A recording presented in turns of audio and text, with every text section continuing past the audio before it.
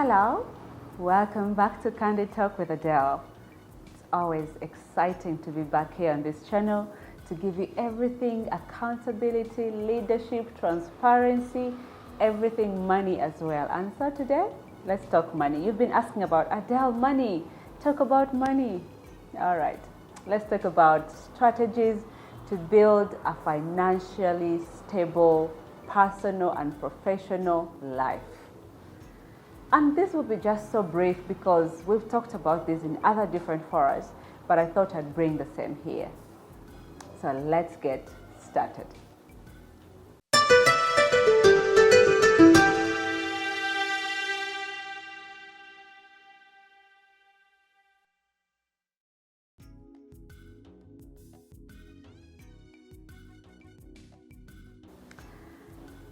This channel is all about growth and accountability, and to grow you need money.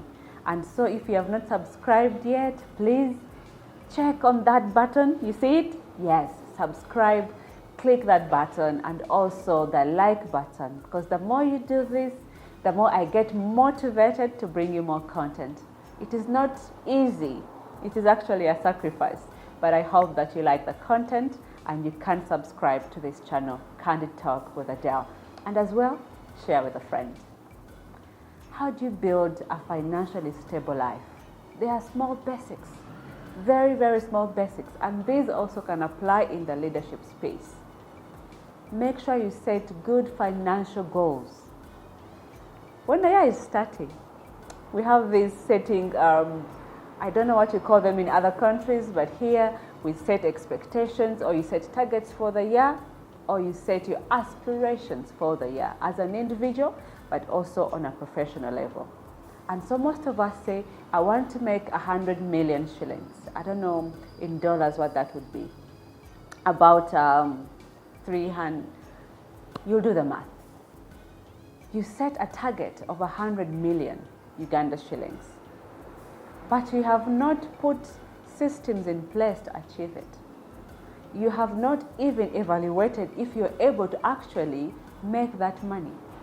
There is making it, maintaining it, and multiplying it. That's how you create wealth. But you have set these financial goals, you have not evaluated yourself. You have systems in place to allow you bring that money in or make that money. And so one of the goals that can allow you not to be overwhelmed is to set realistic financial goals in everything you're doing. They must be smart. And now we are picking up the element of realistic. When they are not realistic, you're going to get demotivated on the journey, because the journey requires work. Now, if you set a goal that is too big, I'm not saying goals should be small. Actually, goals should scare you, so that you work towards that scary goal and achieve big. But they must be realistic as well, because if they are really out of touch and out of reach, you will get demotivated along the way. And then the other basic is to make a budget. You spend money anyhowly, as and when you please. You receive phone calls, you dish out money. You go to a supermarket, you look at something, you love it, you spend money. It does not work like this if you want to be financially stable. Budgeting, it looks small, but it must be the first step of preparation. For everything in life that has no preparation, it's bound to fail. It's bound to crumble with time. Right now, it might look rosy and beautiful to enter and just spend and enjoy your life. But when the time comes and that money is not there, you will remember how you extravagantly spent without a budget. Please have budgets and stick by them. And when I'm talking about budgets, I go back to say, track your expenses. Track them on a daily basis. Understand how much you spend. Where have you spent it? In 3 months' time, will you need to spend on the same thing? If not, strike it off. But you will not track it unless you have written it. unless you have documented it. This is a habit that must be implanted in all of us, even the children that are growing up, that you must track your expenses. Have where you write, whether it is your phone or your notebook. Please don't just spend anyhowly. The other thing that you must do that I have been teaching a lot about is emergency fund planning. I'll tell you something. Emergencies will happen and they will need money, they will need time, they will need something around you that is a resource. And guess what? Emergencies do not knock. Hello, Adele, I'm coming. Are you ready for me? It won't happen like that. Emergencies will come as and when they do. That's why we call them emergencies. And so in financial planning, you must have looked forward. And I'll say it in a leadership space as well, which we call risk assessment, financial planning, and projection. You must project for what is to come. It hasn't happened yet, but it could happen. And if it does happen, should it find you not ready? Should it find you unprepared? Should that big medical bill find you unprepared? Guess what will happen when it finds you not ready? You're going to get into debt. Debt that is bad debt, not debt that can help you make more money, but debt that is a consuming debt is a terrible one. Because then you will have to work in another space, in another area to finance that debt. You see, money mismanagement brings consequences, and those consequences are debt burden. And when a debt burden is high, guess what will happen? You start getting anxious, depression, mental issues coming. So things all move aligned in together. Money, you make it, you maintain it, you multiply it. The other area that you can focus on is diversifying your income. We might not talk about savings and investing if you don't have the income to save and invest. I don't know if that makes sense. There is no reason why we should talk about you saving money or you investing it, stroke multiplying it, if you don't have the income coming in. And so I say, we must find ways of diversifying our income. If you're an employee, you're an 8 to 5 or 9 to 5, depending on where you work, that's one source of income. Is that good enough and comfortable? No, it's a risk. How do you use that income to help you build something else on the side? A side hustle, we call it here in my country. I don't know what it's called in your country. But how then do you identify other avenues where you can put money that it can help you tomorrow? What you can call passive income. You have active income and passive income. Where can you passively invest that it can create money for you as you focus on your 9 to 5? How can we understand who we are, to understand our purpose, to help us come up with different streams of income? What are you great at outside your work? Those are the different questions that I always ask when I'm doing these trainings. Is that for us to diversify our income, we must understand our strengths, we must understand what we are great at, our weaknesses, so we can streamline where we can invest money to allow us grow money as well.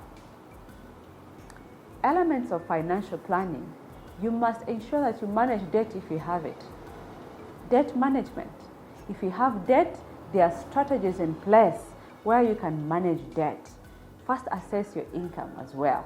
We go back to income because income is everything. It informs what happens in your financial journey.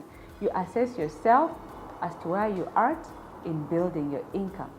If you have 4 debts, education fund debt, you have medical debt, or whatever it is that you have, how can you pay it? What is the interest rate on each debt? Can you match? Can you talk to your creditors to give you a good payment plan? There's so many things you can do around debt repayment and debt management. But that comes with intentionality, because we have people who borrow and don't want to pay back money. because now you no longer have the systems or the channels of how you can pay back. Same applies to organizations. If you borrow money, how are you going to pay it back? There must be a channel, there must be a process that you have given the bank that you're going to follow and pay that money back. Because to borrow money, to invest in a business, the business must be working to pay back that money and leave you with a profit. So those are things you must assess, align before you actually borrow the money. Let's say you borrowed the money and all of a sudden the channels are not there. You have to go back to your creditors and ask, how best can we manage this? So financial management and setting those goals will also show you if you're going to be able to manage that debt. It's important to keep monitoring everything around you, around the financial cycle. So you have set the good goals that you have time bounds for as well, because goals that are not time bound, you're wasting your time as well. And then you must be able to budget and track your expenses effectively. And this is a habit that you can keep improving on every single day. And then you must be able to plan for emergencies that come, that are not planned for. Your parent needs assistance. It's an emergency, a disease, something that you have not planned for in advance. You must be able to put some funds aside for it. And then diversify your source of income. Because having one source of income, should you lose your job tomorrow, what happens? You must be able to sustain yourself for at least 6 months before you can bounce back. All those elements must be put in place. If you have a debt, how do you manage it, and what are the strategies to help you navigate through that process? The whole system or the chain is long, but let's think about those elements.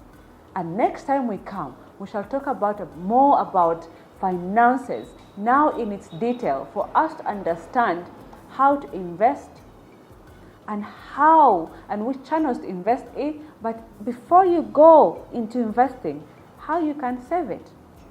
Remember, we've said you make money, you maintain it, you multiply it. Most of us make it and we stop there. We make it and spend. We don't maintain it. Or some of us make it and maintain it, and we just want to keep seeing it in our bank accounts. We forget the multiplication. Money goes to where it is respected. The respect that you can accord money is to multiply it. These concepts can work as well in your organization, in your business, with your children who are growing up, to train them about money management at a young age. And when they grow up, they will not forget those skills. Let's make money, let's maintain money, let's multiply it. Bye.